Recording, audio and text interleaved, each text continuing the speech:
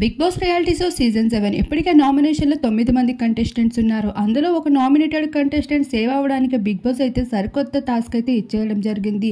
ఈ టాస్క్లో మాయాస్త్రాన్ని పొందేందుకు 3 ఛాలెంజ్లను ఎదుర్కోవాల్సి ఉంటుంది. ఇలా 3 ఛాలెంజ్ని ఎదుర్కోవాలి అంటే ఒక్కొక్క టీం 2 టీమ్స్గా డివైడ్ అయిపోవాల్సి ఉంటుంది. 2 టీమ్స్గా డివైడ్ చేసి కండబలం ఉపయోగించి గెలవాల్సి ఉంటుంది. ఆ కండబలం ఉపయోగించడంలో అమర్దీప్ టీమే గెలుస్తుంది.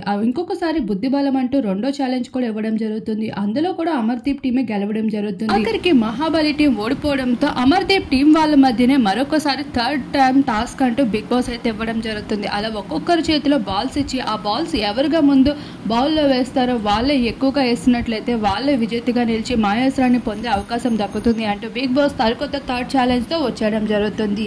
అయితే ఇలా టాస్క్లు జరుగుతూ ఉండగా మరొక వైపు సందీప్ కి సంబంధించిన పవర్ ఆసరాన్ని అయితే శుభశ్రీ దొంగలించి ఎంతో సీక్రెట్ గా దాస్తుంది. ఇలా టాస్క్ల మధ్యనే అయితే ఎంతో సస్పెన్సింగ్ గా బిగ్ బాస్ సీజన్ 7 ఇంట్రెస్టింగ్ గా నడుస్తుంది ఈ వారం ఎపిసోడ్స్.